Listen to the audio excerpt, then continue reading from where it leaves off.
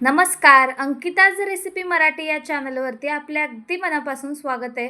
तर मंडळी, आज इथे आपण बनवणार आहोत एकदम खुसखुशीत आणि भन्नाट पद्धतीचा उपवासाचा साबुदाणाच्या मिरची भज्जी रेसिपी आपण इथे बनवणार आहोत. साबुदाणाचा मिरची भज्जी, तुम्ही हे नावच नवीन ऐकत असाल. असा हा एकदम झटपट आणि एकदम झणझणीत मिरची भज्जी, उपवासाची मिरची भजी कशी बनवायची आपण स्टेप बाय स्टेप फॉलो करूया. एकही स्टेप न मिस करता संपूर्ण रेसिपी पाहूया. चला तर, सगळ्यात आधी आपण साबुदाणा घ्यायचे. भिजवलेला आहे, रात्रभर साबुदाणा भिजवून घेतलेला आहे. आपण ही रेसिपी सकाळी बनवत आहोत उपवासाच्या दिवशी. जर तुमचा कोणताही उपवास असो त्यावेळेस तुम्ही ही भजी बनवू शकता, किंवा ह्या पावसाळ्यामध्ये तुम्हाला जरा काय खावंसं वाटत असेल तर तुम्ही हे बनवू शकता.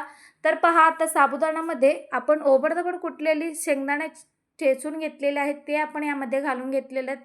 आणि थोडंसं आपण मिरचीचा ठेचा यामध्ये घालून घेतलेला आहे. आणि 3 बटाटे आपण शिजवून घेतलेले आहेत, त्याची साल देखील आपण काढून घेतलेली आहे. त्याचा एक असा पेस्ट करून घ्यायचा आहे. 3 बटाटे आपण इथे घेतलेले आहेत, त्याचा एकदम बारीक असा पेस्ट करून घ्यायचा आहे. जास्त जाड असा नाही ठेवायचा आहे.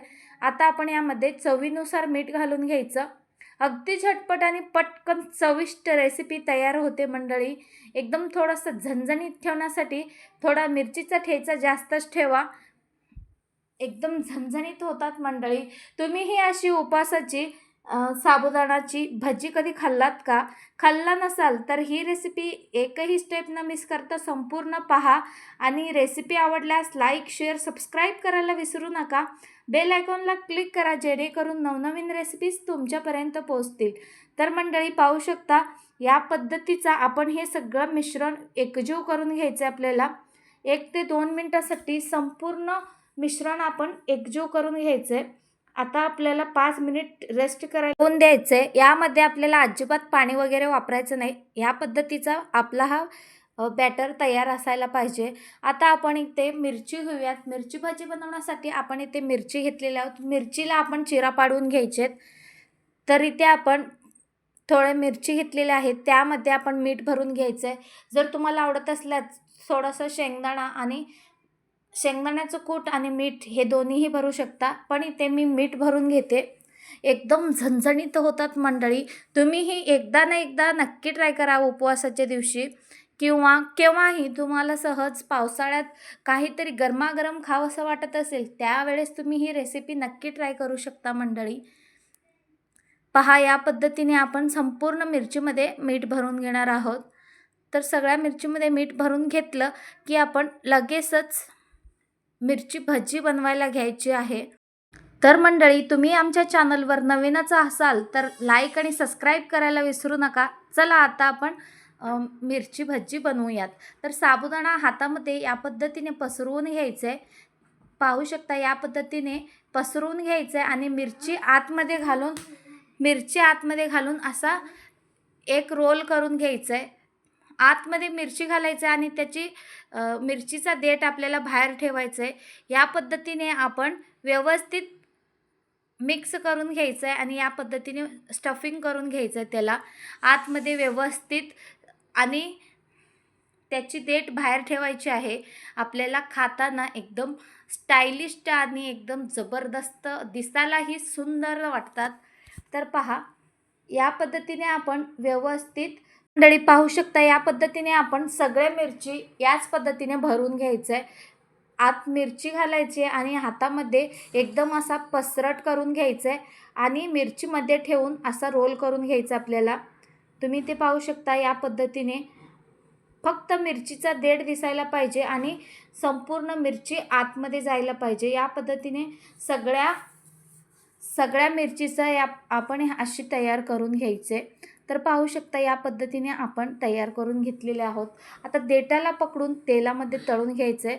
तर इथे आपण तेल ठेवलेलं आहे ऑलरेडी, गरम करून घ्यायचं आहे. तेल छान कडक गरम झाला की त्यामध्ये आपण ही मिरचीची भजी तळायला घ्यायचे. पाहू शकता, एकदम जबरदस्त लागतात मंडळी. तुम्हीही एकदा ना एकदा नक्की ट्राय करायला पाहिजे. एकदम भन्नाट लागतात. सगळ्या मिरची यामध्ये सोडून घ्यायच्या. व्यवस्थित तळून घ्यायची आपल्याला भजी. एकदम खुसखुशीत आणि एकदम जबरदस्त लागतात. तुम्ही हे असा मिरचीचा भजी खाल्लात तर तुम्ही कधी अ, दुसरी दुसरी कोणती रेसिपी करणार नाही. फक्त उपवासाला तुम्ही हाच रेसिपी करणार. जसे तुम्ही बनवता उपवासाचे वडे, त्यापेक्षा ही एकदम सोपा आणि एकदम झणझणीत आहे मंडळी. ही रेसिपी अगदी सहज बनवू शकतो. दोन्हीही साईडनी आपण तळून घ्यायचं व्यवस्थित. गोल्डन ब्राऊन होईपर्यंत आपण याला तळून घेणार आहोत. तर पाहू शकता या पद्धतीने फ्राय झालेले आहेत. एकदम कुरकुरीत होतात. कुरकुरीत आणि जबरदस्त लागतात. आता आपले जे आहेत मिरची पकोडे तळलेले आहेत. आता आपण काढून घेऊयात. आता गरमागरम आपण काढून घ्यायचं. याला तुम्ही दहीसोबत किंवा चटणीसोबत सर्व करू शकता. पाहू शकता मंडळी एकदम भन्नाट असा झालेला आहे. याचा कलरसुद्धा पाहू शकता. एकदम अप्रतिम झालेला आहे. जर तुम्हाला वडे आतून मऊ असतात, बाहेरून कुरकुरीत असतात. पण ह्याचं असं नसतं. हे आतूनही कुरकुरीत आणि बाहेरूनही कुरकुरीत असतात आणि एकदम भन्नाट लागतात मंडळी. तर आता राहिलेले जे इतके पकोडे आहेत तेही आपण तळून घेऊयात. उपवासाचे पकोडे तुम्ही कधी खाल्ले असतील तरीही मला कमेंट करून कळवा मंडळी. आणि ही रेसिपी तुम्ही कोणत्या राज्यातून, जिल्ह्यातून पाहताय तेही नक्की कमेंट करून कळवायला विसरू नका.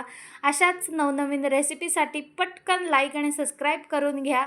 तर मंडळी पहा, या पद्धतीने आपण संपूर्ण उपवासाचे पकोडे तळून घेऊयात. तर पाहू शकता एकदम गोल्डन ब्राऊन झाला की आपण याही मिरची भजी काढून घेणार आहोत. तर पहा एकदम मस्त अशी फ्राय झालेली आहेत. मंडळी तुम्हाला ही उपवासाची मिरची भजी कशी वाटली नक्की कमेंट करा. आणि अशाच नवनवीन रेसिपीसाठी लाईक आणि सबस्क्राईब करा. आणि अशाच आमच्या सोलापूरच्या गावरान रेसिपीसाठी आपल्या चॅनलवर नक्की व्हिजिट करा. तिथे नवनवीन रेसिपीज आहेत आणि अस्सल सोलापुरी रेसिपी आहेत, तुम्हाला आवडतील. तर पहा या पद्धतीचा आपला हा उपवासाचा बोंडा इथे तयार झालेला आहे. आता आपण मस्त गरमागरम चटणीसोबत किंवा दहीसोबत सर्व करून घ्यायचं आहे. तर मंडळी तुम्हाला ही रेसिपी कशी वाटली नक्कीच कळवा. आणि तुम्ही याआधी कधी खाल्ली आहेत का अशी मिरचीचे पकोडे किंवा मिरचीची उपवासाची भजी तुम्ही खाल्ली असेल तर तेही नक्की कमेंट करून कळवा मंडळी. तर पाहू शकता एकदम भन्नाट आणि अतिशय सुंदर दिसत आहेत. गरमागरम दहीसोबत हे तुम्ही उपवासाला केलात तर अप्रतिम.